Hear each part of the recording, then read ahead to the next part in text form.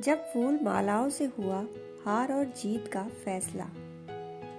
आदि शंकराचार्य, जिन्हें आदि शंकर भी कहते हैं, ये भारत के एक महान दार्शनिक एवं धर्म प्रवर्तक थे। उन्होंने अद्वैत वेदांत को ठोस आधार प्रदान किया। भगवत गीता, उपनिषदों और वेदांत सूत्रों पर लिखी हुई इनकी टीकाएं बहुत प्रसिद्ध हुईं। इन्हें भगवान शंकर का अवतार भी माना जाता है। उनके विचारोपदेश आत्मा और परमात्मा की एक रूपता पर आधारित हैं, जिसके अनुसार परमात्मा एक ही समय में सगुण और निर्गुण दोनों ही स्वरूपों में रहता है। एक बार शंकराचार्य जी धर्म के प्रचार प्रसार के लिए यात्रा करते हुए बिहार के मिथिला प्रदेश पहुंचे। मिथिला के पंडित मंडन मिश्र उस काल के बहुत बड़े विद्वान समझे जाते थे। वहां दोनों में से अधिक ज्ञानी कौन है, इसके लिए शास्त्रार्थ शुरू हुआ और यह शास्त्रार्थ लगभग 42 दिनों तक चला था। उस दौरान दोनों के बीच निर्णायक रही थीं पंडित मंडन मिश्र की पत्नी भारती जी, जो खुद ही एक विदुषी थीं। जब शास्त्रार्थ शुरू हुआ तो यह कई दिनों तक चलता रहा। इसी बीच मंडन मिश्र की पत्नी को किसी काम से बाहर जाना पड़ा।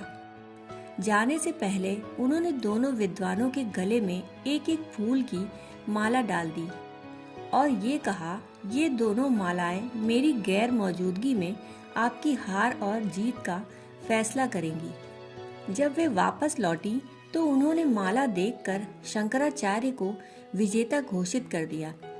शास्त्रार्थ अभी चल ही रहा था जबकि उन्होंने विजेता घोषित कर दिया। जब उनसे शंकराचार्य को विजेता घोषित करने का कारण पूछा गया तो उन्होंने कहा, जब भी कोई शास्त्रार्थ में हारने लगता है तो उसे गुस्सा आना शुरू हो जाता है और वह खुद से कुपित हो जाता है। उस क्रोध की तपन ने मेरे पति के गले की माला को सुखा दिया, जबकि शंकराचार्य की माला पहले की तरह ही ताजी है। इसलिए शंकराचार्य विजेता हुए। विदुषी भारती भले ही उस शास्त्रार्थ का हिस्सा नहीं थीं, परंतु उनके क्रोध की यह परिभाषा और क्रोध से होने वाला यह नुकसान उनके उच्च दर्जे के ज्ञान को दर्शाता है। दरअसल शंकराचार्य जी जब मंडन मिश्र से शास्त्रार्थ में हार गए तो विदुषी भारती ने कहा, मैं मंडन मिश्र की अर्धांगिनी हूँ, अर्थात अभी आपने आधे हिस्से को ही हराया है। आपको मुझसे भी शास्त्रार्थ करना होगा। शंकराचार्य जी उनकी विद्वता से प्रभावित होकर उनकी बात मान गए और उन्होंने उनसे सवाल करना शुरू किया। भारती ने शंकराचार्य के हर सवाल का जवाब दिया, लेकिन 21वें दिन भारती को यह लगने लगा कि अब वे शंकराचार्य से हार जाएंगी। इस दौरान भारती देवी ने शंकराचार्य जी से काम शास्त्र से संबंधित प्रश्न पूछा। चूँकि शंकराचार्य अविवाहित थे, इसलिए उन्होंने इस प्रश्न के उत्तर के लिए कुछ समय मांगा और वहां से चले गए।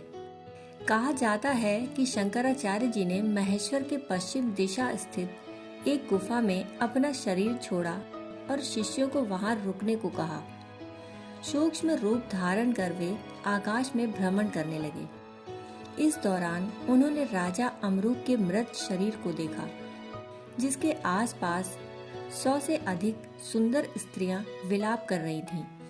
तब शंकराचार्य जी ने सूक्ष्म रूप के साथ राजा के शरीर में प्रवेश किया। राजा को जीवित देख रानियां व मंत्री प्रसन्न हो गए। राजा ने पुनः कार्य संभाला और इसी दौरान काम शास्त्र से संबंधित तथ्यों को जाना और पुनः राजा अमरूक के शरीर को छोड़कर गुफा में पहुंचे और अपने मूल शरीर में प्रवेश कर मंडन मिश्र के घर पहुंचे। वहां उभय भारती जी व शंकराचार्य के बीच पुनः शास्त्रार्थ हुआ। तदुपरांत शंकराचार्य ने उभय भारती जी को पराजित किया। इसके बाद मंडन मिश्र शंकराचार्य जी के शिष्य बन गए। दोस्तों, कहानी सुनने के लिए आपका बहुत बहुत आभार।